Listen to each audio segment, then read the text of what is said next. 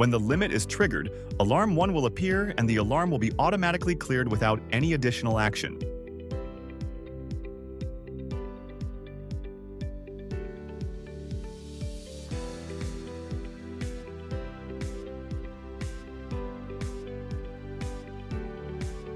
When the image or fill pattern is too large and close to the edge of the format, an error.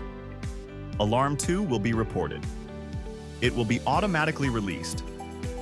Just reduce the image and make it as close to the center as possible. Use absolute coordinates and the error will no longer be reported.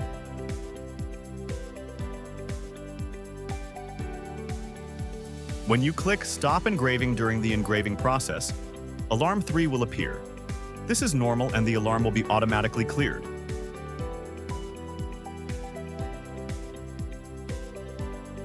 When the return fails, or when the limit switch is pressed while returning home, Alarm 8 will appear. This is normal and will be automatically released.